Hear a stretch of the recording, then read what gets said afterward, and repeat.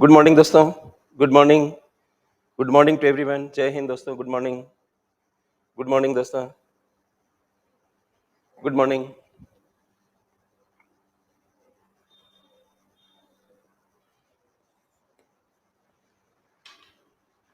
Good morning to everyone. Good morning. Good morning. तो दोस्तों class को शुरू करते हैं। और पिछली वाली क्लास में कुछ इंपॉर्टेंट कॉन्सेप्ट्स थे जिसमें एक रियर और नियर के बारे में था। रियर का जो फुल फॉर्म होता है वो रियल इफेक्टिव एक्सचेंज रेट होता है।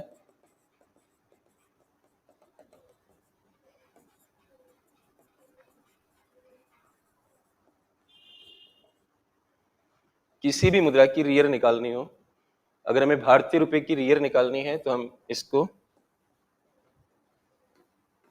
यहाँ पे इंडियन रुपी लिख दिया। तो ये निकालने के लिए हमें पहले नियर रखना पड़ेगा भारतीय रुपए का,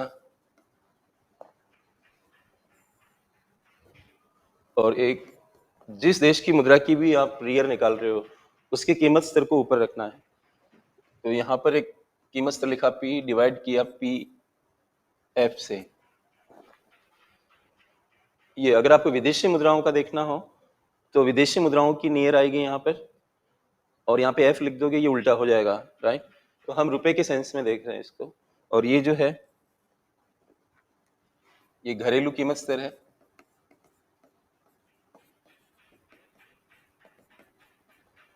और ये विदेशी कीमत स्तर है।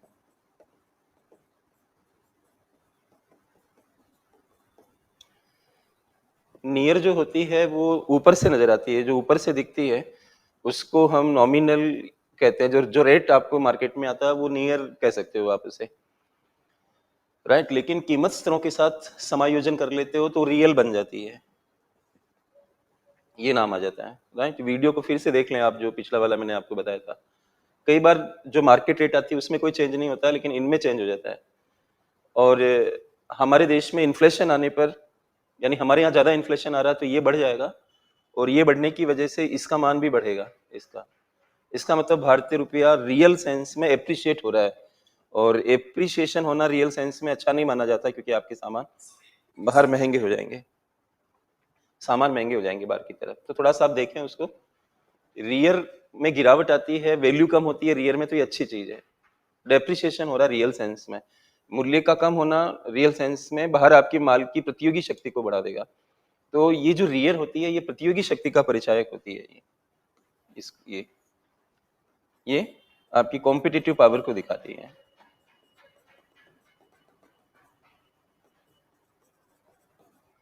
प्रतियोगी शक्ति को दिखाती है। अगर यूपीएससी पीटी में ये क्वेश्चन आता है कि निम्न में से कौन सा एक्सचेंज रेट प्रतियोगी शक्ति को दिखाता है, तो आपको रियर को टिक लगाना है, इससे पता लगता है। कई बार क्या होता है कि हमारे देश की जो मार्केट वैल्यू है रुपए की वो डाउन हो जाती है, लेकिन कीमत स्तर उतना ही बढ़ जाता है, तो इसमें कोई चेंज नहीं होगा। तो भले ही रुपए की वैल्यू गिरी तो आपको ऐसा लग रहा है कि हमारे एक्सपोर्ट बढ़ेंगे, लेकिन एक्सपोर्ट बढ़ेंगे नहीं, क्योंकि आपके यहाँ कीमत स्तर बढ़ गया है। तो इन दोनों को समायोजित करके ये लेके आता है। तो अगर आप एक को देख लें इसको, तो इसी से आप निष्कर्ष निकाल सकते हो। अगर रियर बढ़ रही है भारतीय रुपए की तो ये अच्छा नहीं है, एप्रिसिएशन हो रहा है। रियर गिर रही है तो ये अच्छा है, क्योंकि आपकी कॉम्पिटिटिव पावर बढ़ रही है। इसके बढ़ने पर कॉम्पिटिटिव पावर कम होती है, इसके गिरने पर कॉम्पिटिटिव पावर अच्छी होती है। इस तरह से आपको थोड़ा सा इसे देखना पड़ेगा। हम पिछली वाली क्लास में एफडीआई के बारे में बात कर रहे थे, फॉरेन डायरेक्ट इन्वेस्टमेंट। और फॉरेन डायरेक्ट इन्वेस्टमेंट में आपको देखना पड़ेगा कि एक ही निवेशक होना चाहिए, सिंगल फॉरेन इन्वेस्टर होना चाहिए। सिंगल फॉरेन इन्वेस्टर यानी कि एक एकल विदेशी निवेशक, या एक विदेशी निवेशक, एक लिख देते हैं।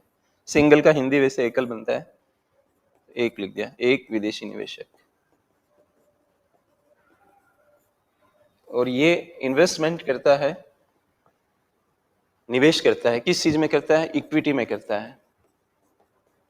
और 10% और मोर, यानी 10% या इससे ज्यादा। और किस में करेगा? सिंगल कंपनी में, एक ही कंपनी में करेगा।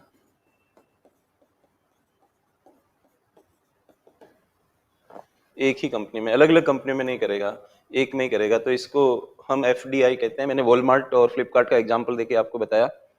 और how you know Walmart invested 77% in the equity of Flipkart, and Walmart is a single investor and Flipkart is a single company, and 77% is more than 10%, so you can well say that it was a kind of FDI which was done by Walmart into Flipkart of our country. And I also told you that around $16 billion amount was brought by Walmart into Flipkart, right? $16 billion वो लेके आई, और इस तरह से आप समझ सकते हो कि उसने एफडीआई किया, और वो ब्राउन फील्ड एफडीआई है क्योंकि पहले से एग्जिस्टिंग कंपनी में किया, वो कोई नई कंपनी क्रिएट नहीं करी उसने। तो green field brown field FDI इसका मैंने आपको बताया था। एंड मैंने आपको ये भी कहा कि ग्रीन फील्ड ज़्यादा बेहतर होता है ब्राउन फील्ड की तुलना में। तो इस तरह से ये अब हम लोग एफडीआई में आगे बढ़ेंगे। पहला तो मीनिंग था, और दूसरा टाइप्स का हेडिंग हमने लगाया था। अब आप दूसरा नेचर का लगाया था, फिर टाइप्स का लगाया था। इसके बाद अगला हेडिंग लगाएंगे एफडीआई के अंदर ही आप लोग लाभ, बेनिफिट्स।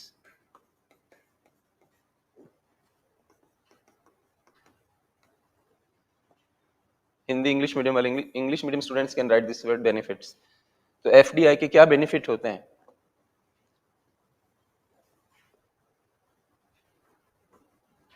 तो फर्स्ट लिखें पूंजी निर्माण।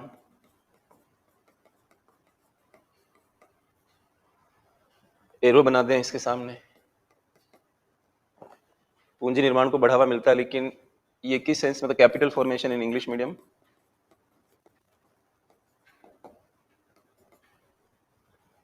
Greenfield FDI. अगर आपके देश में ग्रीनफील्ड एफडीआई आ रहा है तो जो लाभ होंगे वो क्या होंगे? एक पूंजी निर्माण आपके देश में होगा, यानी कि नई कंपनी बनती है तो पूंजी निर्माण होगा, क्योंकि वो भवन बनाएंगे, मशीन लगाएंगे, जो भी कुछ करेंगे। और ये मैं आपको राष्ट्रीय आय में पढ़ा चुका हूँ। आपने एक वर्ड सुना होगा जीएफसीएफ, मैंने पढ़ाया था, अपने नोट्स को आप देखेंगे। तो उस सेंस में मैं ये वर्ड लिख रहा हूँ पूंजी निर्माण। ग्रॉस फिक्स्ड कैपिटल फॉर्मेशन आपके देश में होगा। दूसरा जीडीपी एंड एम्प्लॉयमेंट बढ़ेगा। हिंदी इंग्लिश मीडियम वाले कॉमन लिख लें, जीडीपी एंड एम्प्लॉयमेंट बढ़ेगा, रोजगार और जीडीपी बढ़ेगा। तीसरा टेक्नोलॉजी, तकनीकी, ये आपको मिलेगी बाहर से, क्योंकि जब लोग पैसा लगाएंगे वो लोग टेक्नोलॉजी भी तो देंगे आपको। आपकी टेक्नोलॉजी पे वो नहीं चलेंगे, वो अपनी टेक्नोलॉजी लेके आएंगे। तो कहेंगे भाई हमारी टेक्नोलॉजी पे काम करो, तो आपको तकनीकी मिल जाएगी पैसे के साथ, राइट। चौथा है मैनेजरियल स्किल्स, हिंदी लिखूंगा मैं, आप धैर्य रखेंगे। प्रबंधकीय कौशल, वो आएंगे तो आपको मैनेजमेंट भी सिखाएंगे, तो प्रबंधकीय कौशल मिलेगा आपको। पांचवा आप लिखेंगे मार्केटिंग स्किल्स,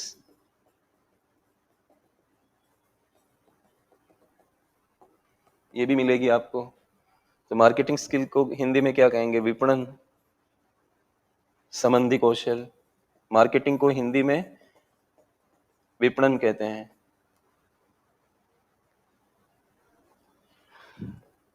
सिक्स्थ विदेशी मुद्रा भंडार,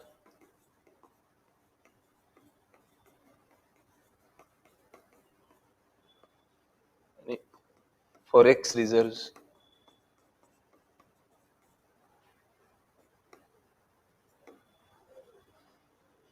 ये बढ़ेगा।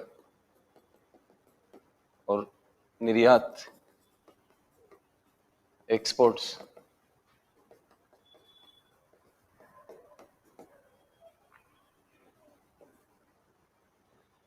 तो बाहर की जो कंपनियां होती है जो आपके यहाँ निवेश करती है, इनके लिंक्स रहते हैं, अंतर्राष्ट्रीय बाजारों में लिंक्स रहते हैं, तो आपको मार्केट मिल जाता है इनकी वजह से। और डब्ल्यूटीओ का रिसर्च भी है कि एफडीआई और निर्यातों में सीधा संबंध देखने को मिलता है, यानी कि जहां जहां ज्यादा एफडीआई होता है उस कंट्री से ज्यादा ज्यादा एक्सपोर्ट्स भी होते हैं, सीधा संबंध देखने को मिलता है, जैसे कि इस तरह का कनेक्शन देखने को मिलता है।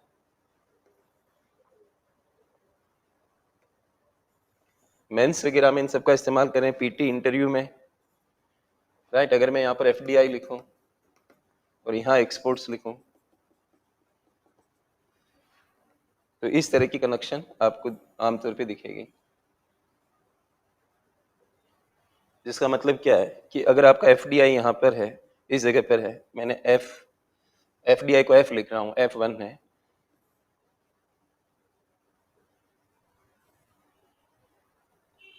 तो आपके निर्यातों को आप एक्स कहते हो, C+I+G+X-M जो पढ़ा था, तो निर्यात F1 पे इतने हैं। अगर आप यहाँ एफडीआई बढ़कर F2 हो जाता है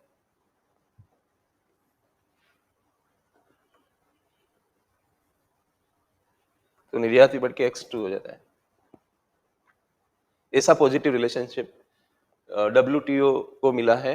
तो WTO वर्ल्ड ट्रेड ऑर्गेनाइजेशन, विश्व व्यापार संगठन, ये राष्ट्रों के बीच में व्यापारिक नियमों का निर्माण करता है कि जो भी सदस्य राष्ट्र हैं वो लोग ठीक से व्यापार करें, आपस में प्रतिबंधात्मक वातावरण ना बनाए और खुल के ट्रेड करें। उस संस्था ने बोला है कि अगर आप ज्यादा एफडीआई अट्रैक्ट करते हो तो आपका निर्यात में बढ़ोतरी होगी, निर्यात बढ़ेंगे। ये विचार होते हैं, रिसर्च होता है। तो ये एफडीआई के बारे में था। तो इस तरह से आप एफडीआई को देख सकते हो। इसके बाद अगला निवेश हम लोग लेंगे, उसको हम कहते हैं एफपीआई।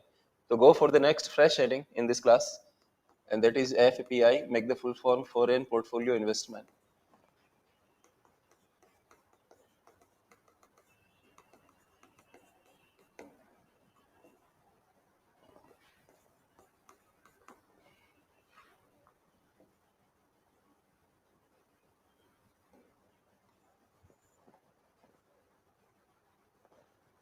हिंदी होगी इसकी विदेशी पोर्टफोलियो निवेश।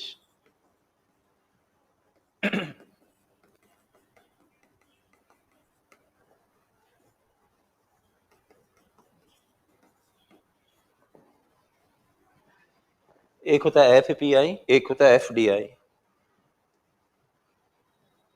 Foreign portfolio investment. इसको हिंदी में ऐसे ही लिखा जाएगा, राइट। तो इसका अर्थ क्या है, सबसे पहले हम देखेंगे अर्थ यानी कि meaning. Let me first write in Hindi medium.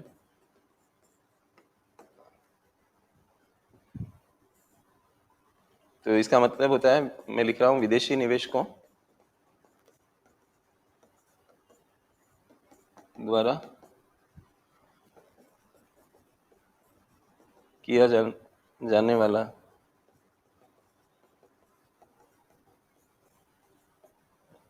वह निवेश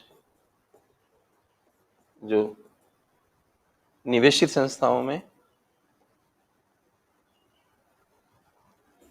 किया जाने वाला वह निवेश जो उन्हें निवेशित संस्थाओं में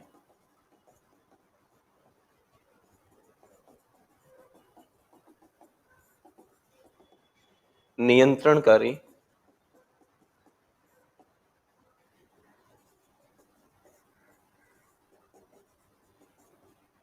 शक्ति नहीं देता है। विदेशी निवेशकों द्वारा किया जाने वाला वह निवेश जो उन्हें निवेशित संस्थाओं में, निवेशित संस्थाओं का मतलब जिसमें निवेश किया आपने, जैसे वॉलमार्ट ने निवेश किया फ्लिपकार्ट में, तो निवेशित संस्था यहाँ पर कौन है, फ्लिपकार्ट है। निवेशक संस्था कौन है, वॉलमार्ट है। जिसमें निवेश हुआ वो निवेशित संस्था है। तो विदेशी निवेशकों द्वारा किया जाने वाला वह निवेश जो उन्हें निवेशित संस्थाओं में नियंत्रणकारी शक्ति नहीं देता है। So how to translate it into English medium? That investment by foreign investors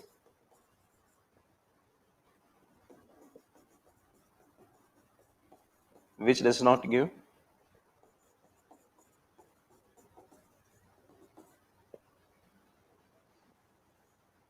controlling power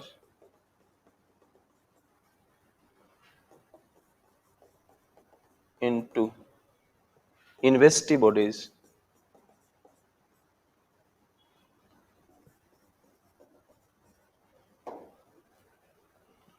ऐसा निवेश, that investment by foreign investors which does not give controlling power, so you need to understand this word, right, controlling power.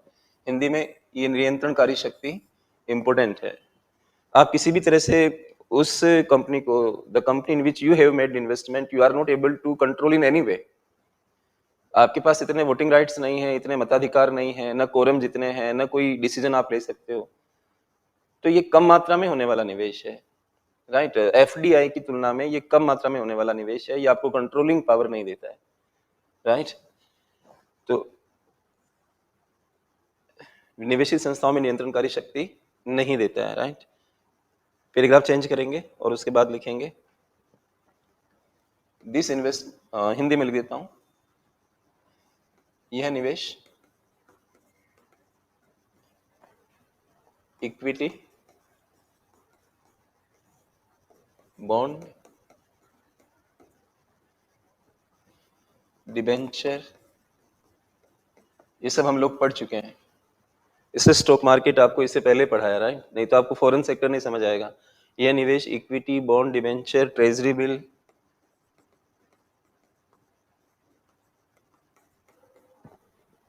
और अन्य कई वित्तीय उपकरणों में किया जा सकता है।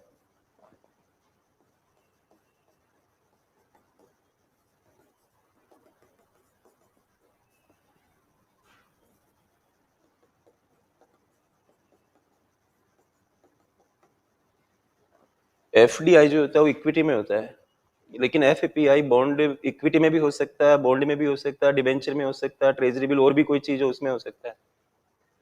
So how to write in English medium, this investment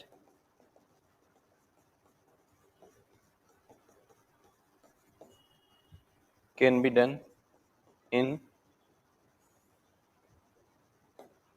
this investment can be done in equity, bond, debenture, treasury bill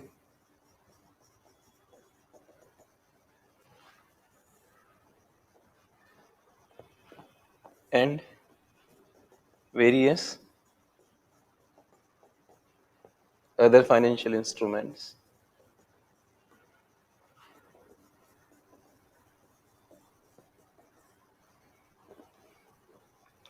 इनमें किसी में भी ये किया जा सकता है, राइट। तो एक मीनिंग हुआ ये कि जो फॉरेन पोर्टफोलियो इन्वेस्टमेंट होता है वो इनमें किसी में भी हो सकता है, प्लस जो उसकी साइज होती है वो कम होती है, बड़ी साइज नहीं होती है, राइट। तो अगला हेडिंग आप लगा सकते हो, अर्थ के बाद आकार,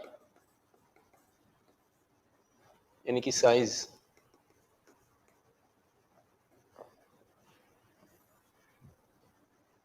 साइज क्या है, अधिक बड़ी नहीं होती है,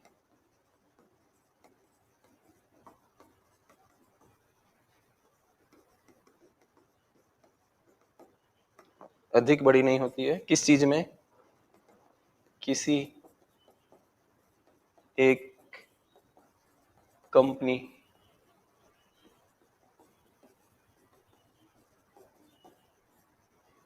किसी एक कंपनी की इक्विटी में या अन्य किसी वित्तीय उपकरण में।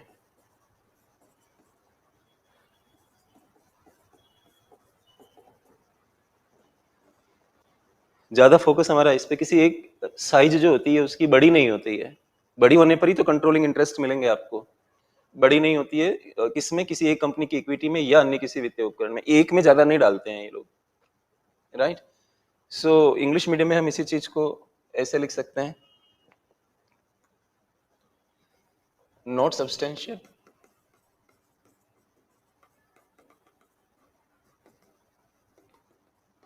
in the equity of a company or any other financial instrument, not substantial, ज्यादा नहीं होती है। किस में ज्यादा नहीं होती है, in which you are talking about size being not substantial or non substantial, in the equity of a company In a company's equity, they do not get much exposure, right? Therefore, they will make a portfolio. एक में ज्यादा नहीं होने के कारण वो क्या करेंगे, पोर्टफोलियो बनाएंगे। उनका जितना पैसा आएगा उसको एक कंपनी में नहीं लगा के अलग अलग कंपनियों में फैला देंगे। इसीलिए इनका नाम होता है portfolio investor, foreign portfolio investor. मैंने आपको म्यूचुअल फंड पढ़ाया था, याद होगा आपको, स्टॉक मार्केट का चैप्टर देखे म्यूचुअल फंड बताया था आपको। म्यूचुअल फंड के पास एक अमाउंट होती है, एक्स अमाउंट, रुपीज एक्स, और उसको वो कई कंपनियों में फैला देता है। जो मैंने आपको बताया था, अलग अलग सेक्टर्स होते हैं, auto, banking, infra, software, FMCG. I taught you how, what is the modus operandi of mutual funds. Mutual funds की कार्यप्रणाली कैसी होती है, ये मैंने आपको बताया। एक म्यूचुअल फंड बहुत सारा पैसा इकट्ठा करता है और फिर उसको अलग अलग जगह पे लगाता है। तो ये जो अलग अलग जगह करता है, इसको हम क्या बोलते हैं, पोर्टफोलियो कहते हैं।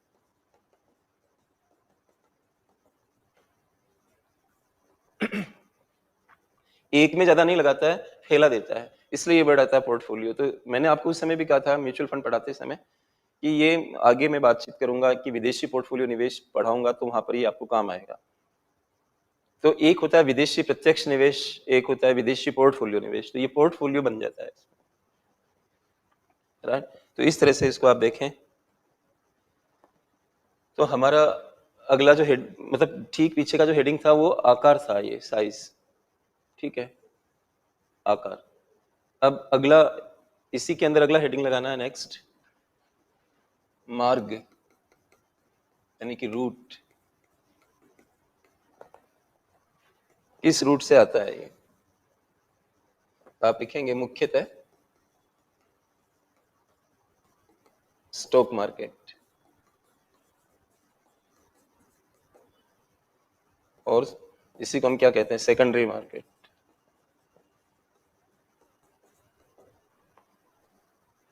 स्टॉक मार्केट और secondary market. English medium students can also right like this, dominantly.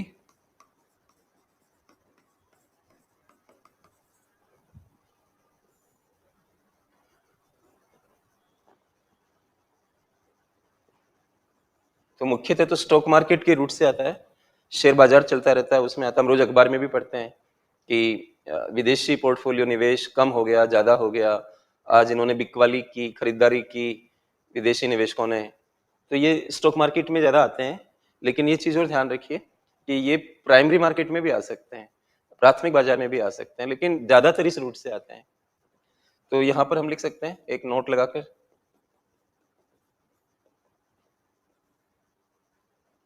ये प्राथमिक बाजार से भी प्रवेश कर सकता है।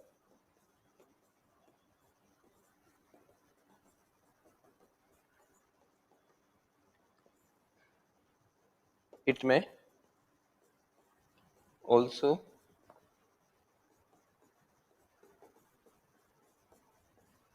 come through the primary market.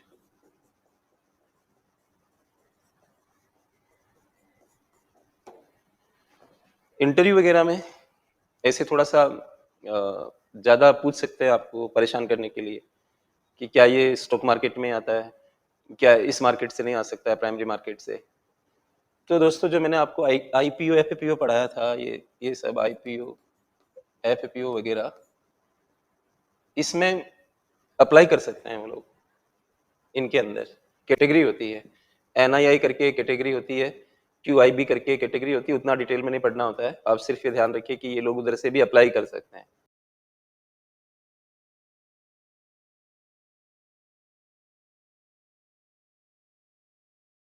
तो उनके सामने, लेकिन उसमें अप्लाई करो, फिर उसका वेट करो। कंपनी अपनी रेट पे बेचती है ना इक्विटी, आईपीओ एफपीओ में जो रेट फिक्स करती है कंपनी अपने हिसाब से करती है। और कोई भी कंपनी अपनी रेट को कम क्यों रखेगी, 10-20 रुपए 100 रुपए ज्यादा ही रखेगी। तो इनको लगता है कि हम क्यों लें इसको, यहाँ से जो कंपनी की रेट है ज्यादा अच्छा है कि शेयर मार्केट पे एक बार जब इसका लेन देन शुरू होगा तो जो भी रेट आएगी वो बाजार की रेट है, बाजार उसकी मूल्यांकन कर रहा है, मार्केट उसकी वैल्यूएशन कर रहा है। So they can apply in IPO, FPO without any problem. There are some categories of investors through which they can apply, but mostly they come through secondary market or share market. Why? Because they think that share market price is the price determined not by the company, because buyer and sellers determine it. But in IPO, FPO, the price is determined by the company, which is usually higher, because any company, when it comes to deciding the price, it will always think to ask a higher price. So they do not prefer to come through the route of IPO, FPO. They rather prefer to come through the route of secondary market, that is the share market. वहां पर जो लोग लेन then करते हैं, तो जो लेन then हो रहा है कई लोग कर रहे हैं, उसमें कंपनी की भूमिका नहीं है। वो जो रेट फिक्स होती है स्टॉक मार्केट में, बाई और सेल बोलियां लगती है उसमें, इसलिए उनको ज्यादा पसंद है कि हम जो रेट चल रहा है उसके ऊपर आ जाएं, राइट। और इस तरह से आप इसको देख सकते हो। तो ये इसका रूट था या मार्ग था। इसके बाद अगला हेडिंग लगाएंगे इसके बारे में, नेचर क्या है इसका, प्रकृति, प्रकृति, नेचर।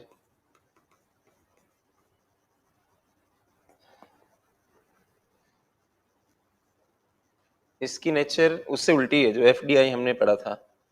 तो एफडीआई स्टेबल होता है, ये वोलेटाइल होता है। हिंदी वाले भी लिखे इसको, वर्ड को हिंदी में कर दूंगा अभी, वोलेटाइल। अच्छा, वो लॉन्ग टर्म था, ये शॉर्ट टर्म होता है।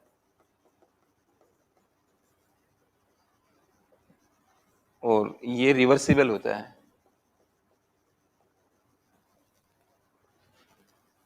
और एक और चीज होती है, फेयर वेदर फ्रेंड होता है।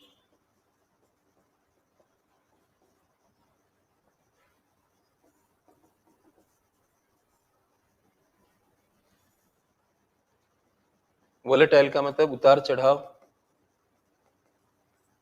उतार चढ़ाव वाला, ऊपर नीचे होता रहता है। शॉर्ट टर्म का मतलब अल्पकालिक। रिवर्सिबल का मतलब वापस लौट सकता है।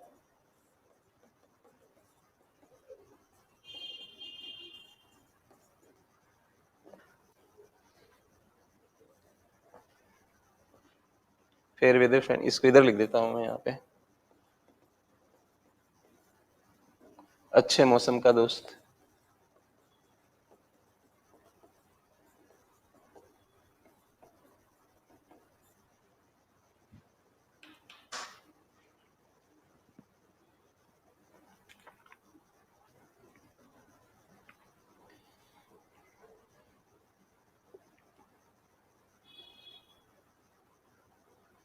तो इसकी जो नेचर है वो स्टेबल नहीं है, कभी ज्यादा आ जाता है, कभी कम आ जाता है, मतलब ऊपर नीचे होता रहता है, इस तरह से होता रहता है, ऐसे होता रहता है, इस तरह से।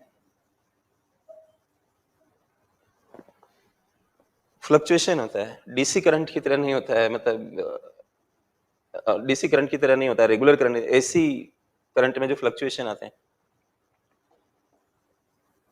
तो ये वोलेटाइल है। वोलेटाइल होने से क्या होता है कि हमारा मार्केट भी ऊपर नीचे हो जाता है, तो ये अस्थिरता पैदा होती है इसकी वजह से।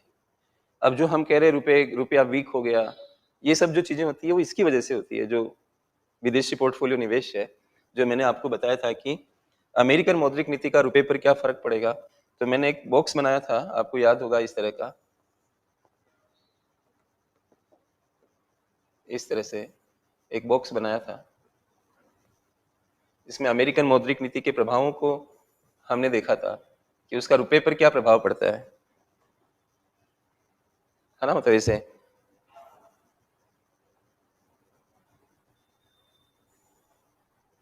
इस तरह से अगर यूएस मॉनेटरी पॉलिसी क्या कहते हैं, टाइट है, मतलब टाइट मॉनेटरी पॉलिसी है, तो टाइट का अर्थ भी मैंने आपको बताया था। टाइट का मतलब क्या होता है, उसको मैं, टाइट का मतलब जो ब्याज दर है अमेरिका की वो बढ़ रही है। अमेरिका की ब्याज दर बढ़ने पर रुपए की जो वैल्यू है वो डाउन हो जाएगी।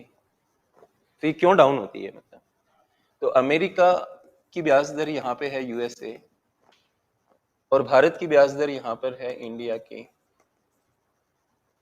और अमेरिकन ब्याज दर ज्यादा हो जाए तो यहाँ से पैसा निकल के अमेरिका में जाएगा, डॉलर जाएगा, तो डॉलर की डिमांड बढ़ेगी। जब डॉलर लेके जाएंगे तो डॉलर की डिमांड बढ़ेगी। टाइट मॉनेटरी पॉलिसी है, वहां पैसा लगाने में आपको ज्यादा ब्याज मिलेगा, तो आप जो अमेरिकन लोग पैसा लाए थे वापस ले जा रहे हैं उसको। तो टाइट का मतलब सख्त, और इसको हम बोलते हैं कैपिटल फ्लाइट कहते हैं। ये जो जा रहा है पैसा, इसको हम क्या कहते हैं? पूंजी की उड़ान कहते हैं। एक तरह से पूंजी की उड़ान हो रही है, कैपिटल फ्लाइट कहते हैं इसको, पूंजी की उड़ान। जब इंडिया से डॉलर निकल के इधर जाता है, तो डॉलर जाएगा, तो डॉलर लेके जा रहे हैं, तो डिमांड बढ़ी डॉलर की। किसी भी चीज की डिमांड बढ़ती है तो रुपए में उसका रेट, अब मान लीजिए 80 रुपए का $1 है, तो 81 का $1 हो गया, 82 का $1 हो गया, 83 का $1 हो गया। क्या है ये? रुपए की वैल्यू गिर रही है, ऐसे कहोगे आप। और ये वैल्यू गिरने को कैसे पकड़ते हो आप? If dollar is selling for more price, that is Indian rupee, so initially in our case, right, dollar once price was rupees 80, then it became rupees 81, then 82, then 83 and so on, so you would say what? रुपए की value गिर रही है। तो 2022 का PT paper देखो आप, कि टाइट मॉनेटरी पॉलिसी अमेरिका की कैपिटल फ्लाइट की तरफ, मतलब कैपिटल फ्लाइट करती है, ऐसे को स्टेटमेंट है। तो यहाँ पर पूंजी की उड़ान हो रही है। अब जो बच्चे होते हैं, ठीक से पढ़ाई नहीं करते और बहुत प्रारंभिक अवस्था में, वो कहते हैं, सोचते पूंजी कैसे उड़ रही है, क्या वो कोई चिड़िया है जो उड़ रही है, इस तरह से सोचने लग जाते हैं। ये भाषा है, सांकेतिक भाषा है। शेयर बाजार में आग लग गई, तो आग थोड़ी लगती है शेयर बाजार, मतलब वो तो अखबारों में लैंग्वेज होती है। प्याज में आग लगी, तो प्याज की रेट बढ़ रही है, इसलिए बोलते हैं प्याज में आग लगी। भाषा है ये। अब आप समझ लो कि ये सब मैंने G20 वगैरह सब आपको बताए थे पिछले वाले क्लासेस में, 19 G20 वगैरह सब आपको बताए थे पिछले वाले क्लासेस में, 19-20 रहा हो तो आज ये। और इजी मॉनेटरी पॉलिसी होगी तो पूंजी वापस आने लगेगी हमारे यहाँ। तो ये वॉलेटिलिटी आती है, और ये अमेरिकन मौद्रिक नीति से भी फर्क पड़ रहा है। इस तरह से छोटी-छोटी बातों से फर्क पड़ रहा है। मान लो रूस और यूक्रेन के बीच में ज्यादा कुछ गड़बड़ हो जाए, या यही आ गया कि पुतिन आज गुस्सा होते हुए दिखे, इसी में न्यूज बन जाएगी, और ऐसा लगेगा कि इनके बीच में लड़ाई होने वाली है। तो निवेशक क्या करते हैं? अपने पैसे को निकाल के सेफ एसेट्स में ले जाते हैं, गोल्ड की तरफ ले जाएंगे, और भी कोई चीज के अंदर डाल देंगे। इस तरह से मार्केट में, करेंसी के अंदर भी, स्टॉक मार्केट में भी अप डाउन होता है। तो मैं पूरी तरह से आपको समझा चुका हूं। और ये जो लोग निवेश होता है वो अल्पकालिक होता है, यानी कि बहुत आगे की नहीं सोचता है, मार्केट की चाल को देखता है, इस समय मार्केट का मोमेंटम क्या है। It's not long term, it does not think about a very very distant future ahead, it does not think like that.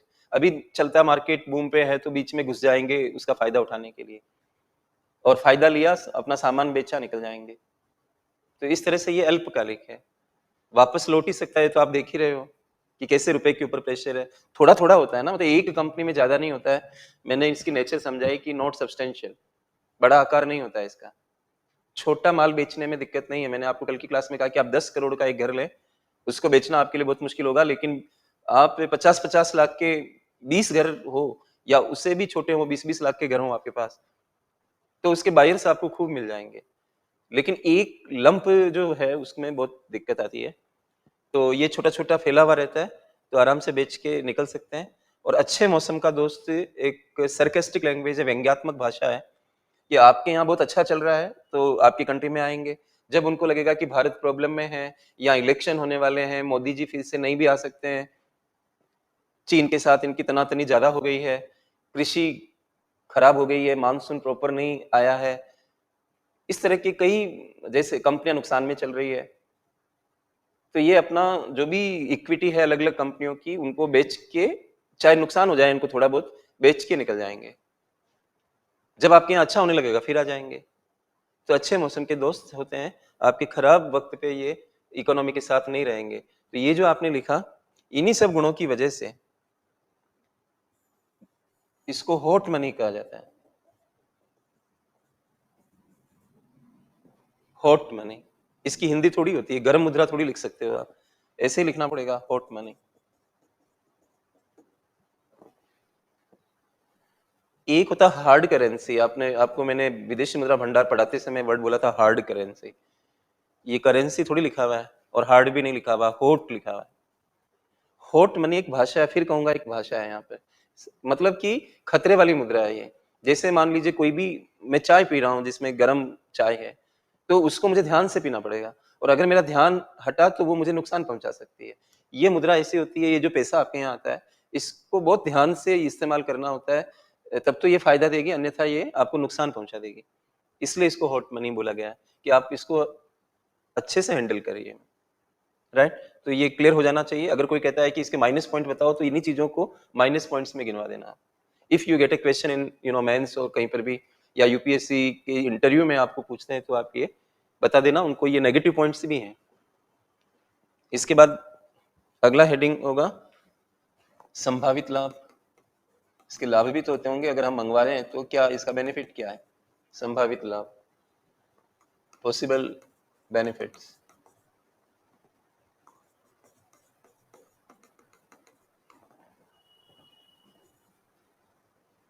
संभावित लाभ तो क्या क्या है? फर्स्ट लिखेंगे शेयर बाजार, ऐसे लिखें, और शेयर बाजार में तरलता बढ़ जाती है।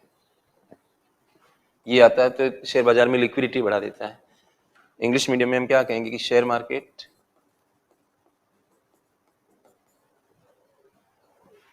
तरलता को हम एल कहते हैं। So liquidity in share market becomes higher due to this kind of investment. So more and more foreign investment will create more liquidity into your share market. This is one plus point of foreign portfolio investment. Second, CAD, ये मैं पढ़ा चुका हूं आप लोगों को।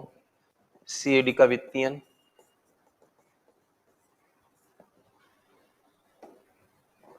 CAD current account deficit, आपको balance of payment पढ़ाया था मैंने, उसमें था ना CAD, आप नोट्स देखेंगे। चालू खाते का घाटा, जो चालू खाते में क्या आता है, वस्तु सेवा का व्यापार प्लस यूनिलेटरल ट्रांसफर आता है। अगर इसमें क्रेडिट जो एंट्रियां होती है, जो प्लस प्लस देती है, उनकी टोटल कम पड़ जाए डेबिट एंट्रियों की तुलना में, तो उससे क्या होगा, मतलब डेबिट वाली ज्यादा होगी एक तरह से, क्रेडिट कम पड़ गई तो घाटा आ जाएगा। इसको हम क्या कहते हैं? CAD कहते हैं, आपके नोट्स के अंदर है ये। तो इंग्लिश में हम कहेंगे फाइनेंसिंग ऑफ, क्योंकि ये भले ही कैपिटल अकाउंट में आता है, ये तो कैपिटल अकाउंट में आता है, लेकिन करंट अकाउंट की फाइनेंसिंग तो हो ही जाती है ना, क्योंकि आपके यहाँ फाइनली डॉलर तो आ रहा है ना, तो उस डॉलर का इस्तेमाल आप किसी भी चीज में करो, तो आपको CAD की फाइनेंसिंग में आसानी हो जाती है इसकी वजह से। तीसरा, वित्त बाजार में सुधारों का दबाव बनाता है।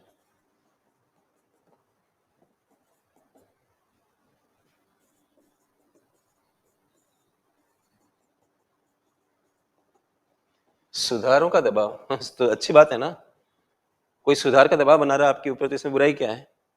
तो हमारा स्टॉक मार्केट आज इलेक्ट्रॉनिक है, सेबी के पास कई शक्तियां हैं, और गांधीनगर गुजरात में गिफ्ट सिटी के नाम से एक जगह है, वहां पर 22 घंटे मार्केट चलता है। ये सारी चीजें क्या है, मतलब ये हम क्यों कर रहे हैं? क्योंकि हमें ज्यादा से ज्यादा विदेशी निवेश की आवश्यकता है, तो हमें बाजारों में चेंज लाना पड़ रहा है, तो उस वजह से ऑटोमेटिकली क्या हो रहा है कि हमारे बाजार सुधर रहे हैं। तो creates pressure for reforms in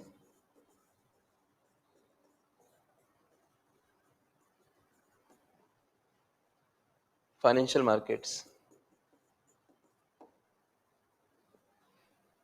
and fourth is what?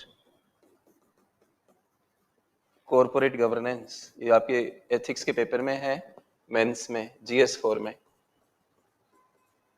Corporate governance में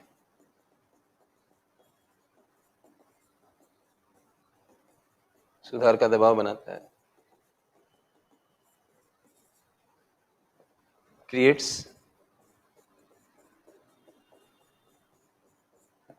pressure for reforms in CG। CG stands for corporate governance. कंपनियों का संचालन किस तरह से होना चाहिए, जो सुशासन आप कहते हो हिंदी में सरकार के लिए, वही सुशासन की कॉन्सेप्ट एक तरह से कंपनियों में भी है, क्योंकि मैंने आपको इक्विटी पढ़ाया, IPO पढ़ाया, FPO पढ़ाया, लोग उनको खरीदते हैं, पैसा देते हैं कंपनी को, और जो लोग कंपनी को चलाते हैं वो उस पैसे का दुरुपयोग भी कर सकते हैं। तो कॉर्पोरेट गवर्नेंस एथिकल होना चाहिए और हर शेयर होल्डर के पक्ष में होना चाहिए। ऐसा नहीं कि अपना फायदा उठाने के लिए आप कंपनी के साधनों, संसाधनों, धन का दुरुपयोग कर रहे हो, कंपनी की गाड़ियों में अपने घर के काम कर रहे हो। जैसे हम देखते हैं कि सरकारी गाड़ियों का दुरुपयोग किया जाता है, कई बार अच्छे मतलब अधिकारियों के द्वारा, राजनेताओं के द्वारा ऐसा देखने को मिलता है। तो वो गलत है, वही चीज़ इधर है। तो विदेशी निवेशकों को जब ये पता लग जाता है कि इस कंपनी की गवर्नेंस अच्छी नहीं है, तो वो उसमें इन्वेस्टमेंट नहीं करेंगे। और जितनी नामी-गिरामी कंपनियाँ आप उठा के देख लो इंडिया में, ये सब की टाटा कंपनी हो, रिलायंस वगैरह हो, इन्फोसिस, विप्रो वगैरह हो, टीसीएस हो, ये सब कंपनियों की कॉर्पोरेट गवर्नेंस बहुत अच्छी है, तो बहुत पैसा भी आता है। और जिन कंपनियों को कॉर्पोरेट गवर्नेंस में सुधार नहीं करना है, तो उनको पैसा नहीं आएगा। पैसा जितना आएगा, उनके शेयर की डिमांड बढ़ेगी, शेयर की डिमांड बढ़ेगी, तो उसकी रेट बढ़ेगी। तो हम अखबारों में देखते हैं कि रैंक बदलती रहती है कि ये दुनिया का सबसे अमीर आदमी है, फिर इसकी रैंक डाउन हो गई। ये क्यों हो जाता है ऐसा? क्योंकि उनकी कंपनी के जो शेयर्स हैं, जो जिसके वो मालिक हैं, उनकी मार्केट रेट अप डाउन होने के हिसाब से उनकी कई बार रैंक ऊपर-नीचे इस वजह से भी होती है। तो आपको अच्छी गवर्नेंस करनी पड़ेगी। तो इस तरह से इसके फ़ायदे मिलते हैं। ऐसे आप इसको, और नुकसान पूछेंगे तो वो बता देना जो मैंने आपको बताया, volatile, short term, fair weather friend, ये जो मैंने रिवर्सिबल, ये जो मैंने आपको बताया, और ये बेनिफिट्स हैं इसके, राइट? इसके बाद एक वर्ड होता है पी नोट कहते हैं उसको, और वो एक बार यूपीएससी ने 2019 या 20 की पीटी में पूछा था। बहुत बाद में पूछा, लेकिन चर्चा में बहुत पहले थे और समझ नहीं आया कि अभी क्यों पूछा उसने। जो भी है, लेकिन आप अगला हेडिंग लगाइए, पी नोट्स क्या होते हैं। इसी के अंदर विदेशी पोर्टफोलियो निवेश के अंदर ही अगला हेडिंग है, पी नोट्स क्या होते हैं। What R P notes?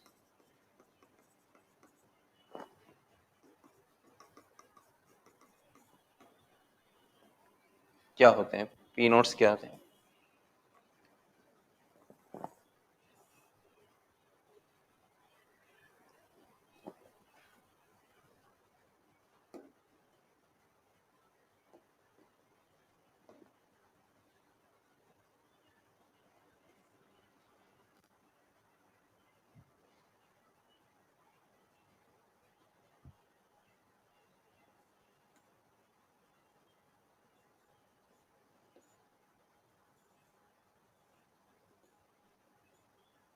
क्या हो गया इसके अंदर?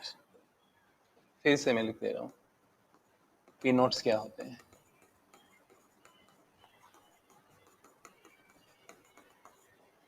What R P notes? ये थोड़ा इसमें कोई प्रॉब्लम आ गया।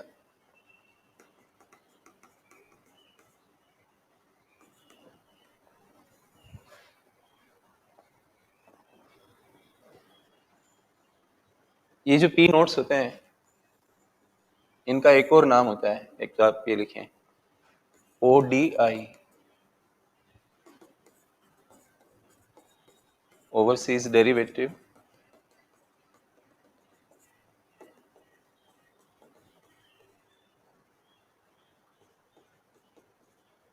Overseas derivative instruments. ठीक है, ये क्या चीज होते हैं? तो आप लिखिए, भारतीय शेयर बाजार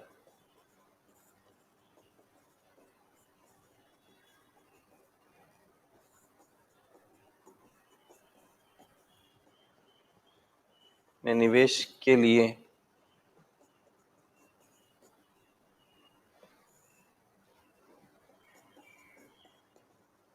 विदेशी पोर्टफोलियो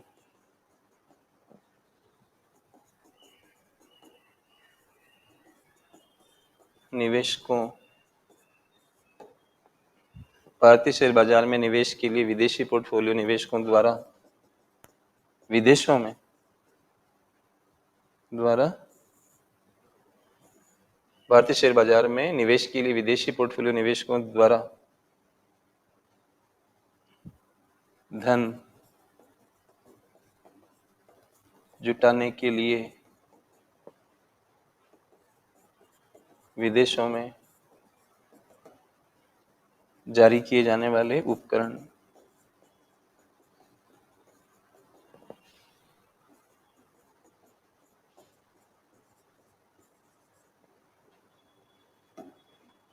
लिखिए, भारतीय शेयर बाजार में निवेश के लिए विदेशी पोर्टफोलियो निवेशकों द्वारा धन जुटाने के लिए विदेशों में जारी किए जाने वाले उपकरण, नोट्स वर्ड आ रहा ना ये, या इंस्ट्रूमेंट आ रहा है, देखो ये। तो ये बाहर निकाल के पैसा इकट्ठा करते हैं, जैसे मैंने आपको जीडीआर, एडीआर, रिसीट्स ऐसे बताया था, इसी तरह से ये भी होते हैं। इनको इश्यू करके पैसा इकट्ठा करते हैं विदेशी लोगों से, और उनके पैसे को लगा देते हैं भारत के शेयर बाजार में इनके माध्यम से। इंग्लिश में क्या कहेंगे? Instruments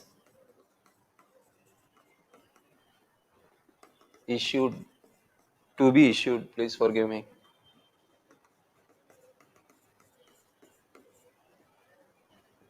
to be issued by foreign portfolio investors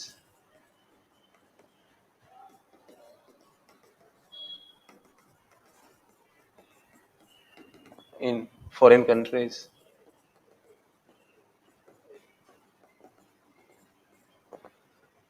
to collect money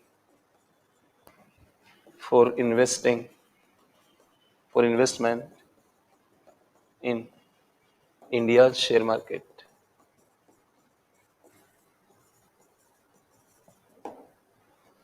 Instruments to be issued by foreign portfolio investors in foreign countries to collect money for investment in India's share market. They are called P notes or overseas derivative instruments. पहले money laundering और black money के case में ज़्यादा चर्चा में आया करते थे, और इसमें एक नियम था कि जो भी लोग पैसा लगाएंगे उनके बारे में बताना जरूरी नहीं है। भारत में सेबी नाम की संस्था को उनकी जानकारी देना जरूरी नहीं है। सेबी यानी जो कि हमारे देश का शेयर मार्केट का रेगुलेटर है, उनको नाम बताने की जरूरत नहीं है। तो कौन पैसा लगा रहा है, तो इसका मतलब ये हुआ कि जो ब्लैक मनी भारत की विदेशों में गई हुई है, वही ब्लैक मनी घूम के इनके रूट से इंडिया में आ सकती है, और उसमें नाम बताना भी जरूरी नहीं है। ऐसा सिस्टम था। लेकिन 2014 में सेबी ने कहा कि जो लोग भी इन्वेस्टमेंट कर रहे हैं इसमें, उनका नाम बताना जरूरी है, राइट। तो इस वजह से थोड़ा ये अब उतने लोकप्रिय नहीं है बाहर, पहले ज्यादा थे। तो ये क्वेश्चन यूपीएससी को पूछना चाहिए था 14 के आसपास, लेकिन 19 की पीटी में जाके पूछा, तो इतना गैप देके पूछा, इसलिए कई बार ये पता नहीं लग पाता है कि टॉपिक्स का कवरेज क्लास में क्या हो, और स्टूडेंट्स भी नहीं समझ पाते हैं कि उनको क्या पढ़ना चाहिए और क्या छोड़ना चाहिए, तो ये रिस्क हो जाती है। इसीलिए मैं अपनी क्लास में बार बार ये कहता भी हूँ कि अपनी पढ़ाई को कंटिन्यू करो इसके साथ। कई बार बच्चे सोचते हैं कि स्टूडेंट सोचते हैं कि भाई हम हम तो आईएएस की तैयारी कर रहे हैं, हमें ज्यादा पढ़ाई आगे नहीं करनी है, मतलब एमए नहीं करना है, एमफिल नहीं करना है, पीएचडी नहीं करना है, नेट जेआरएफ नहीं करना है, ऐसा वो सोचते हैं। लेकिन इस एग्जाम का भरोसा नहीं है, और आप इस चीज को भी ना सोचे कि कोई पास नहीं हुआ, आप पास नहीं हुए तो आप कमजोर हैं, ऐसा भी नहीं है। ये बहुत भाग्य आधारित परीक्षा भी है। भाग्य और मेहनत का इसमें बड़ा अजीब सा कॉम्बिनेशन है। पूरी तैयारी भी आप हर चीज को भी नहीं पढ़ सकते, तो आपको फिर बहुत समय चाहिए, वो संभव ही नहीं है किसी कीमत पर भी। चयनात्मक आपको पढ़ना पड़ेगा, और चयनात्मकता में थोड़ी रिस्क रहती है कि कोई छूट सकता है, जो आपने छोड़ा उसी पे क्वेश्चन आ सकता है। इसलिए आप टॉप एरिया पकड़ लो जिसमें आप ज्यादा अच्छा काम कर सकते हो। अगर आपको लगता है कि पॉलिटिकल साइंस, इंडियन पॉलिटी में आप ज्यादा अच्छे मास्टर हो, तो उसको और अच्छा कर लो। ऐसे अलग अलग विषयों को देख लो कि कहाँ आपको ज्यादा कंफर्ट है, वो स्ट्रांग रहने चाहिए, उसमें कोई कमी मत छोड़ो। और थोड़ी चयनात्मकता को उसमें कम कर सकते हो, लेकिन सभी विषयों के अंदर ये नहीं चल पाएगा। तो जहां आपको लगे कि ये मेरे बस की बात नहीं, वहां छोड़ भी सकते हो। और पसंदीदा विषयों में भी आपको कुछ कुछ तो छोड़ना ही होता है, राइट। तो इस तरह से ये पी नोट्स के बारे में बातचीत हुई। तो हम लोगों के ये खत्म हो गया, एफडीआई खत्म हो गया और एफपीआई खत्म हो गया, दोनों फिनिश हो गए। और मैं आपको बहुत हिसाब से ले जा रहा हूं। मैंने आपको पहले बीओपी बताया, फिर विनिमय दर बताया, फिर मैंने परिवर्तनीयता बताई। परिवर्तनीयता में आपको आजादी मिलती है ना लेन देन करने की। अब ये पूंजी खाते से जुड़ जाते हैं तो फिर इनका नंबर लिया। ऐसे हम लोग सीक्वेंस मेंटेन कर रहे हैं। क्रमिकता भी बहुत जरूरी है, टॉपिक्स में क्रमिकता होनी चाहिए, किसी भी चीज में क्रमिकता होनी चाहिए। हमारे भारत में अष्टांग योग क्रमिकता का सबसे बेस्ट एग्जाम्पल है कि यम, नियम, ध्यान, धारणा वगैरह ये जो भी आते हैं, यम, नियम, आसन वगैरह, तो आपको शुरू में यम ही करना होगा, दूसरे नंबर पर नियम आएगा, और 8वें नंबर पर समाधि आएगी। तो आप समाधि पहले नहीं ला सकते। अगर एक क्रम तोड़ोगे तो आपको अष्टांग योग का कोई फायदा नहीं मिलेगा। और यूपीएससी में भी क्रमिकता है कि पहले वो पीटी करके ऑब्जेक्टिव परीक्षा लेती है, आपकी मेंस लेकर आपकी सब्जेक्टिविटी को देखती है, और फिर इंटरव्यू लेकर आपका साक्षात्कार करती है, आपके व्यक्तित्व का परीक्षण करती है। तो व्यक्तित्व एक दिन में थोड़ी बनता है। इसलिए आपको सिखाया जाता है कि आप अनुशासन में रहो, संस्कार के अंदर रहो, तो वहाँ पर आपको परेशानी नहीं आएगी। नहीं तो आप वहाँ जाके बनना चाहोगे कि मैं बहुत सभ्य हूँ, तो वो पकड़ लेंगे आपको। शुरू से इस बात की कोशिश करो। इसके बाद मैं अगला टॉपिक ले रहा हूँ, राष्ट्रों के बीच में जो इंटीग्रेशन होता है, एकीकरण होता है, वो किस अलग-अलग फॉर्मेट क्या है उसके? तो आप आर्थिक एकीकरण के प्रकार ऐसा लिखें।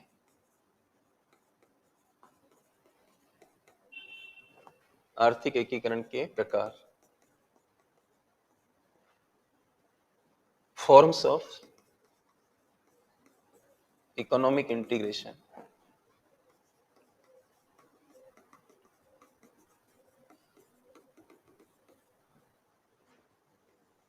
बहुत इंपॉर्टेंट है। ये जो आप पढ़ते हो एफटीए वगैरह, पीटीए, ये सब पढ़ेंगे हम लोग। फॉर्म्स ऑफ इकोनॉमिक इंटीग्रेशन, आर्थिक एकीकरण के प्रकार। उसमें फर्स्ट लिखिए पीटीए, फुल फॉर्म करिए प्रिफरेंशियल ट्रेड एरिया, या इसका फुल फॉर्म एग्रीमेंट भी हो सकता है। अधिमान व्यापार क्षेत्र, ऐसा हुआ ना इसका, क्या कहेंगे हिंदी में?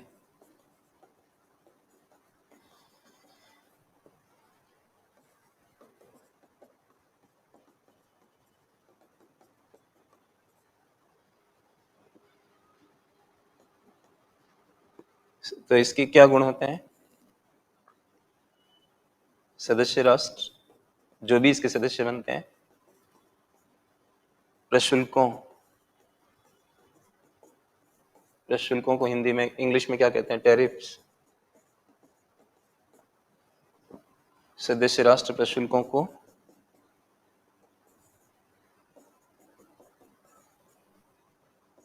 कम करते हैं।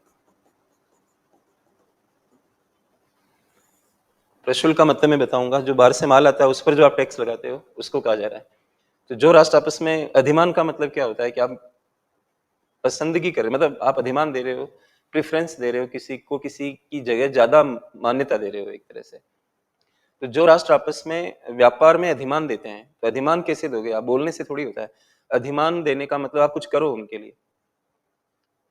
तो अगर हम मान लीजिए, आपने साफ्टा का नाम सुना होगा, साफ्टा, बाद में जाकर साफ्टा बन गया।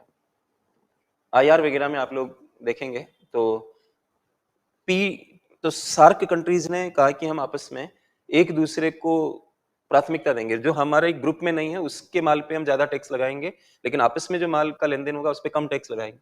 तो प्रशुल्क को कम करते हैं। जैसे मान लो पहले इंग्लिश में लिख लेता हूं। मेंबर कंट्रीज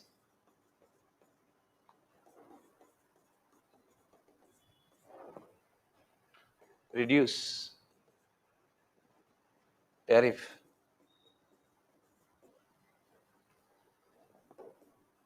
आपस में जो व्यापार होगा, आपस में आप ऐसा लिखते हो, टू ईच अदर।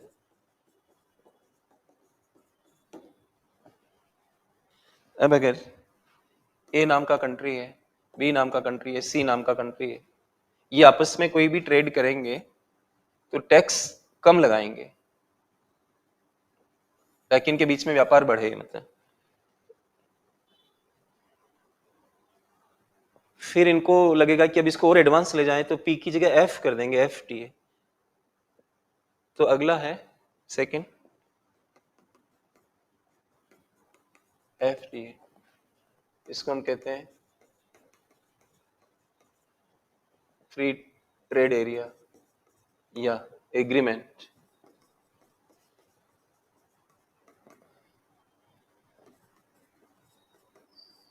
मुक्त व्यापार क्षेत्र ओब्लिक समझौता। इसमें क्या होता है?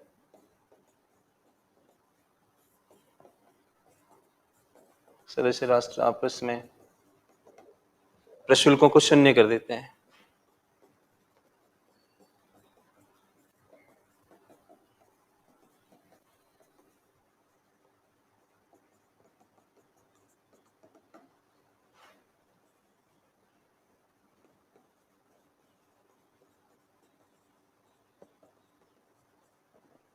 member countries go for zero tariff among them. Zero tariff में हो जाता है ये, कोई प्रशुल्क नहीं लगेगा, कोई भी माल के ऊपर मतलब टैक्स नहीं लगेगा, उसको हम कहते हैं जीरो टैरिफ। तो इंटीग्रेशन जो उनके बीच में है, एकीकरण और ज्यादा हो जाएगा, मतलब टैक्स बैरियर बनता है, बाधा बनता है, वो बाधा हट के मुक्त व्यापार होगा। तो इसको हम कहते हैं एफटीए। भारत का पहला एफटीए श्रीलंका के साथ हुआ था और उसको इसफ्टा बोला गया, ISFTA, इसफ्टा, इंडो श्रीलंकन एफटीए। तीसरा फिर और इसका एडवांस रूप आ जाता है और उसको हम कहते हैं कस्टम्स यूनियन, ऐसे लिखिए, हिंदी होगी इसकी कस्टम्स यूनियन, सीमा शुल्क संघ। इसमें क्या होता है, एफटीए तो रहेगा ही रहेगा सदस्य राष्ट्रों में, plus CET, Hindi English medium वाले कॉमन करें इसको, एफटीए प्लस सीईटी। सीईटी का फुल फॉर्म क्या है, कॉमन एक्सटर्नल टैरिफ।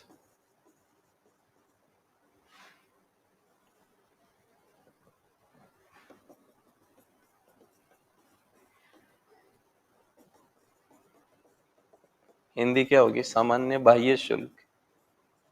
ये सीमा शुल्क ही बाह्य शुल्क है, नाम ऐसे ही आ गया है इसका।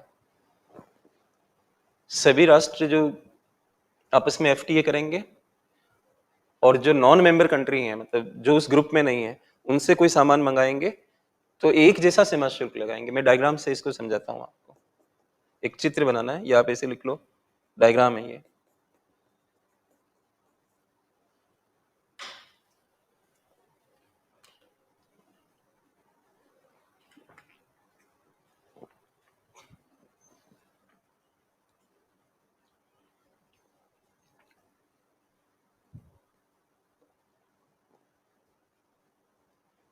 जैसे मैंने लिया 3 कंट्रीज बनाए, अभी आप बनाना मत, पहले देखना है बोर्ड पे। ABC नाम की 3 कंट्री लिए, ठीक है, आप कुछ मत करना अभी। ए,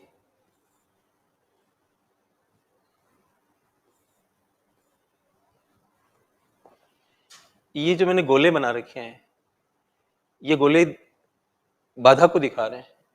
कहीं से भी माल आएगा इनके अंदर, या ये इसके पास भेजेगा या ये इसके पास भेजे, इनको टकराना पड़ेगा इन बाधाओं से। तो ये गोले जो है ये प्रशुल्क दिखा रहे हैं कि माल पर टैक्स जो लगता है वो है ये। तो ये लोग क्या करते हैं कि आपस में मुक्त व्यापार समझौता कर लेते हैं, तो ये बाधा क्या होगी, ये हट जाएगी ऐसे, ये बाधा हट के और इनके बीच में फ्री ट्रेड जैसा हो रहा है, कोई गोला नहीं है। लेकिन सीमा शुल्क संघ में ये अपने आप को एक गोले में बंद कर देते हैं।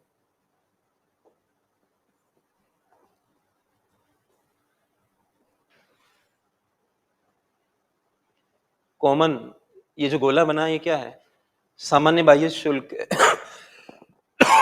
सामान्य शब्द का मतलब ये है कि इसमें सब में एक ही जैसा, और इससे बाहर कुछ कंट्रीज हैं X, Y, Z और ऐसे।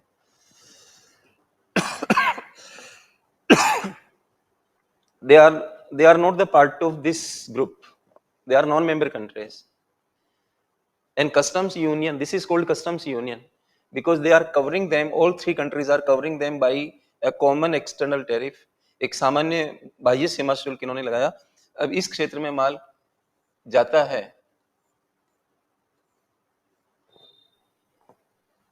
तो एक ही सीमा शुल्क लगेगा, एक ही रेट का, चाहे यहाँ पे जाए, यहाँ पे जाए, यहाँ पे जाए। अगर वो रेट में 50% बना लूं,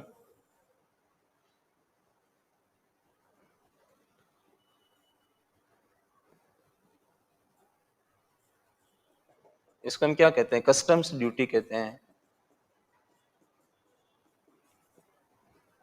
कस्टम्स ड्यूटी को लेकर यूनियन, इसलिए इसका नाम है कस्टम्स यूनियन। कस्टम्स ड्यूटी भी कह सकते हो आप इसे, इसको एक्सटर्नल टैरिफ भी कह सकते हो, बाह्य शुल्क भी कह सकते हो, क्योंकि बाहर से जो माल आता है उस पर लगता है। कई नाम है इसके, एक नाम नहीं है। कस्टम ड्यूटी कह सकते हो, एक्सटर्नल टैरिफ कह सकते हो, या इसको इंपोर्ट टैरिफ कह सकते हो, आयात प्रशुल्क, कई नामों से पुकार सकते हो। तो इसकी हिंदी क्या होती है? सीमा शुल्क।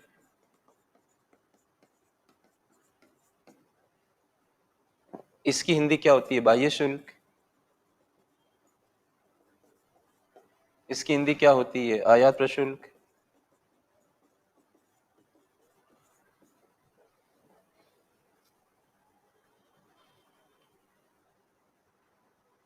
तो इन लोगों ने अपने आप को एक कॉमन शुल्क से ढक दिया है, तो ये कहलाता है कस्टम्स यूनियन, राइट? इस तरह से। तो इसके बाद का फॉर्मेट लेंगे हम लोग, ये तीसरे नंबर का था कस्टम्स यूनियन, ठीक है। और अब हम चौथे पे आएंगे, कॉमन मार्केट।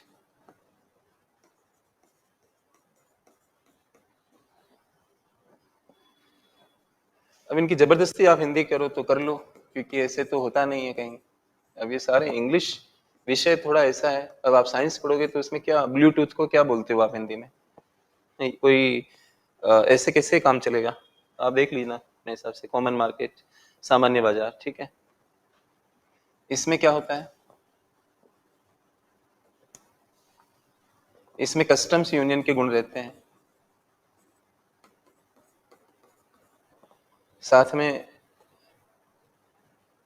फैक्टर मोबिलिटी,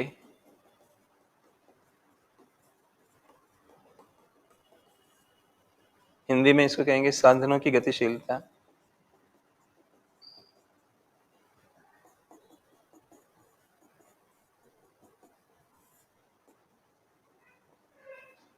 साधन आ जा सकते हैं, कोई वीजा पासपोर्ट की आवश्यकता नहीं पड़ेगी। और किसी कोचिंग वाले को पाकिस्तान पाकिस्तान के साथ अगर ये हो जाए कॉमन मार्केट, तो कोई भी टीचर पाकिस्तान में, इंडिया का टीचर यूपीएससी के लिए पढ़ा रहा है, वो पाकिस्तान की भी यूनियन पब्लिक सर्विस कमीशन जैसा कुछ पढ़ाने जा सकता है। यहाँ की कोचिंग पाकिस्तान की सिविल सर्विस के लिए भी काम कर सकती है, वहाँ कोचिंग खोल सकती है। वो लोग इधर आ सकते हैं, वहाँ के टीचर इधर आ सकते हैं, वहाँ के मजदूर आ सकते हैं, हम जा सकते हैं। मतलब इस तरह से कॉमन मार्केट हो गया एक, जिसमें वस्तु सेवा का लेन देन तो आप कर ही रहे हो और साधन भी आने जाने लगे हैं। और गैर सदस्य राष्ट्रों के साथ आपने एक कॉमन यूनियन बना रखा है कस्टम्स को लेकर। तो इसमें यह इंपॉर्टेंट हो जाता है, साधनों की गतिशीलता आ जाती है, कोई रोका नहीं जाता है। पासपोर्ट वगैरह वीजा बनाने की जरूरत नहीं पड़ती है, परमिशन लेने की आवश्यकता नहीं पड़ती है। पूंजी लगाओ तो पूंजी भी एक साधन है, श्रम जा सकता है आ सकता है, पूंजी जा सकती है आ सकती है। तो और ज्यादा इनके बीच में क्या हो गया? इंटीग्रेशन हो गया, राइट? तो इस तरह से हम इसको हम बोलेंगे कॉमन मार्केट, राइट। पांचवे पे आइए, जो आखिरी भी है, इंटीग्रेशन की हद आ जाती है यहाँ पे। इसको हम कहते हैं इकोनॉमिक यूनियन,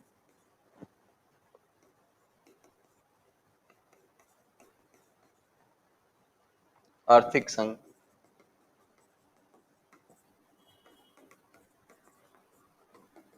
इसमें कॉमन मार्केट के गुण तो रहेंगे ही रहेंगे। कॉमन मार्केट प्लस एक मुद्रा रहेगी, single currency.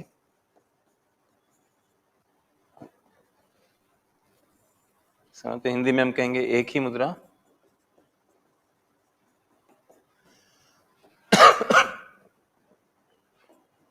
Plus uniform monetary and fiscal policies.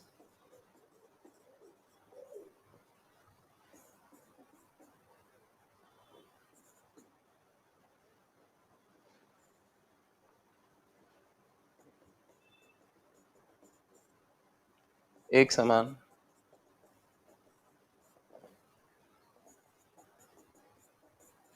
मौद्रिक और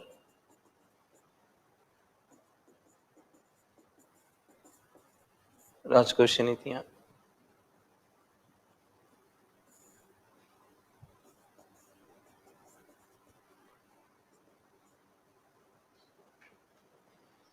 तो एक ही मुद्रा चलने लगे, सिंगल करेंसी, एक ही सेंट्रल बैंक होगा फिर अगर एक ही मुद्रा चलेगी तो। सेंट्रल बैंक भी एक ही होगा। तो और राजकोषीय और मौद्रिक नीतियां भी एक ही हो जाती है। तो यूरोपियन यूनियन को हम कोई परफेक्ट नहीं कह सकते कि वो परफेक्ट यूनियन है, इकोनॉमिक यूनियन। राजकोषीय नीतियों में उनको काफी छूट है उनको, इसीलिए तो यूरोपियन यूनियन का पतन जैसा हुआ, राइट। बजट भी एक जैसा हो जाए पूरी तरह से, मौद्रिक नीति एक जैसी हो जाए, करेंसी एक जैसी हो जाए, कॉमन मार्केट पहले से ही है, तो इसको हम कहते हैं आर्थिक संघ कहते हैं, इकोनॉमिक यूनियन कहते हैं। इस तरह से अलग अलग फॉर्मेट है, ये आप ध्यान में रखिए। बाकी आप अखबारों में ये भी पढ़ते हो, जैसे कि सेपा पढ़ते हो, सेसा पढ़ते हो, ये इसमें नहीं आते हैं, मतलब ये स्टैंडर्ड फॉर्मेट नहीं है। ये जो मैंने आपको बताया ये स्टैंडर्ड फॉर्मेट है, इसके अंदर कोई फॉर्मेट फिक्स नहीं रहता है, इसलिए ऐसा नाम हो जाता है comprehensive economic partnership agreement, comprehensive economic cooperation agreement. इसमें कुछ कुछ उठा उठा के डाल देते हैं, अपने हिसाब से डाल देते हैं। कुछ वस्तुओं में फ्री ट्रेड कर लेंगे, तो कुछ में रहेगा टैक्स रहेगा, कुछ सेवाओं को छोड़ देंगे, कुछ निवेश में कहेंगे कि भाई मान लो जापान के साथ आप कर रहे हो, तो आप ये कहोगे कि आप इस फील्ड में निवेश कर सकते हो, हमारे यहाँ पर पूंजी ला सकते हो, हमारे इंजीनियर आपके यहाँ आएंगे तो आप उनको पासपोर्ट या अन्य चीजों पर दबाव मत डालना। तो ये एक मिक्सचर जैसा बना देते हो, तो ये नाम पड़ जाता है। थ्योरी के अंदर इनकी कोई वैल्यू नहीं है, ये सब्जेक्टिव होते हैं, कंट्री टू कंट्री वेरी करते हैं। जो मैंने फॉर्मेट बताया वो कंट्री टू कंट्री नहीं है, वो उसी वो फीचर पूरे वर्ल्ड के अंदर वैसे ही होते हैं। पीटीए होगा तो कोई सा भी पीटीए देखोगे तो वैसा ही होगा, एफटी होगा तो वैसा ही होगा, जो मैंने बताया आपको। तो थ्योरी के अंदर स्टैंडर्ड फॉर्मेट पढ़ाए जाते हैं। बाकी फिर आपकी इच्छा है कि आप किसी कंट्री के साथ मिल रहे हो, तो आप अपने फॉर्मेट को देख लो कोई, तो ये मिक्सिंग हो जाती है। मिक्सिंग होने के कारण ये वर्ड यूज होते हैं, सेपा सेसा इस तरह के वर्ड इस्तेमाल होते हैं मिक्सिंग की वजह से। तो इसलिए वो आपको यूएई के साथ है तो आपको यूएई के देखने पड़ेंगे, वो कॉमन नहीं लिख सकते आप। जैसे मैंने बोर्ड पे लिखा है, जितने भी ये सब जगह इनका स्टाइल यही होगा, सेम होगा ये सब जगह, जो भी मैंने आपको पढ़ाया। ऑब्जेक्टिव पढ़ाई आप कब कर सकते हो, जो देश काल से फ्री हो, नहीं तो आपको स्पेसिफिक पढ़ना पड़ेगा फिर। तो इसमें मैं थ्योरेटिकल आपको बताया इस चीज का, हर कंट्री कंट्री का हम नहीं देख सकते क्लास के अंदर। ये ये कंट्री टू कंट्री वेरी करता है, क्या उसमें डाल रहे हो क्या उसमें नहीं डाल रहे, राइट। इसके बाद आप अगला हेडिंग लगाएंगे वोस्ट्रो अकाउंट। ये शब्द इस बार के इकोनॉमिक सर्वे में और कई बार चर्चा में रहा, वोस्ट्रो अकाउंट। हिंदी नहीं होगी इसकी, आप देवनागरी में लिख सकते हो वोस्ट्रो करके।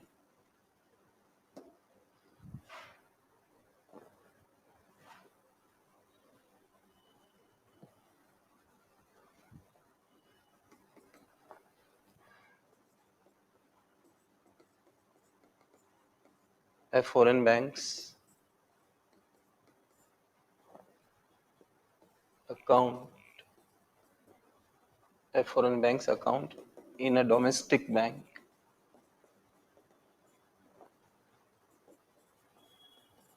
in domestic currency।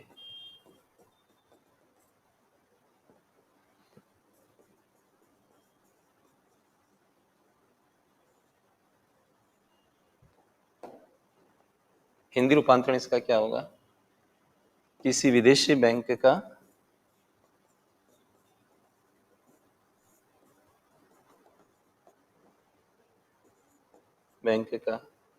घरेलू बैंक, किसी घरेलू बैंक में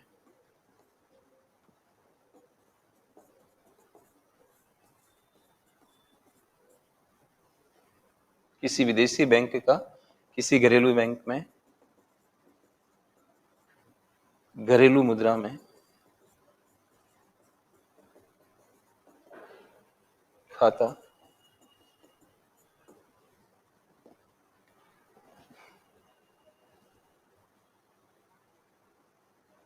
राइट। आर्थिक सर्वेक्षण 2022-23 में भी दे रखा है ये। एक विदेशी बैंक का, जैसे कि कोई रूस का बैंक है और उसका खाता हमारे देश के बैंक में, किसी विदेशी बैंक का किसी घरेलू बैंक में, यानी कि बाहर का बैंक है और उसका हमारे देश के बैंक में रुपए के अंदर जो खाता होगा, तो उसको हम क्या कहेंगे, वोस्ट्रो अकाउंट कहेंगे। कुल मिला के आपको याद नहीं आता तो ऐसे बोल सकते हो हमारे देश में खाता, तो हमारे देश में खाता, फिर आगे जोड़ लो विदेशी बैंक का खाता और हमारे यहाँ खाता तो हमारे बैंक में होना चाहिए ये, और भारतीय रुपए में हो तो हम इसको क्या कहेंगे, वोस्ट्रो अकाउंट कहेंगे। अब हम लिखेंगे नोस्ट्रो अकाउंट।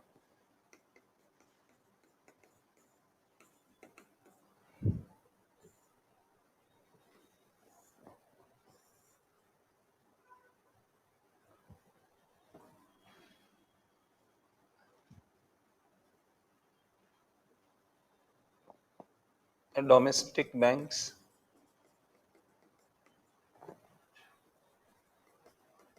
अकाउंट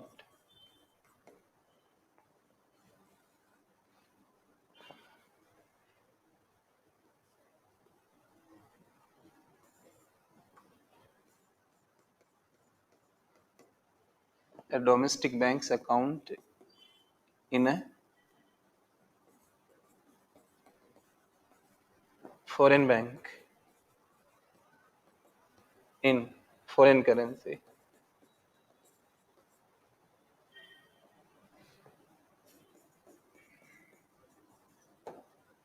किसी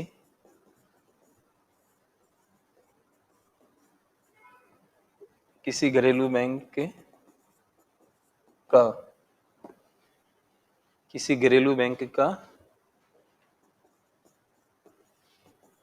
विदेशी बैंक में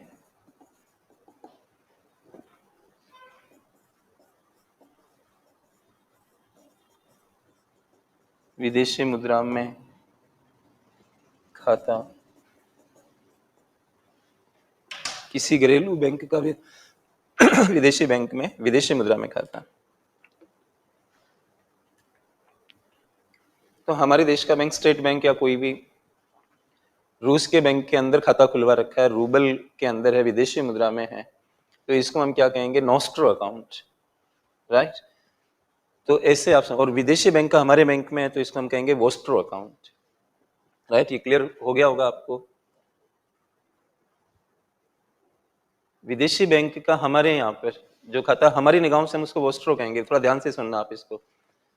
अब रूस के बैंक का खाता हमारे देश के अंदर है, रुपए में है, हमारे बैंक में है, तो हम इसको बोल रहे हैं वोस्ट्रो अकाउंट। लेकिन उनकी निगाहों से देखोगे तो उनके लिए भारत विदेश हुआ, विदेशी मुद्रा में खाता हुआ, और यहाँ का बैंक विदेशी बैंक हुआ, तो उनकी निगाहों से ये नोस्ट्रो अकाउंट है, जिसको हम वोस्ट्रो कह रहे हैं। और जिसको हम नोस्ट्रो बोल रहे हैं कि हमारा नोस्ट्रो अकाउंट है रूस में, तो वो लोग उसको वोस्ट्रो अकाउंट कहेंगे कि ये भारतीयों का, भारतीय बैंक का वोस्ट्रो अकाउंट। लेकिन एक ध्यान रखिए कि ये बैंक टू बैंक अकाउंट है, लोगों के अकाउंट की बात नहीं हो रही है, बैंक टू बैंक अकाउंट है, राइट। तो इसके साथ ही दोस्तों आज की क्लास समाप्त करते हैं, अगली क्लास में मुलाकात करते हैं। Thank you very much, thank you, शुक्रिया।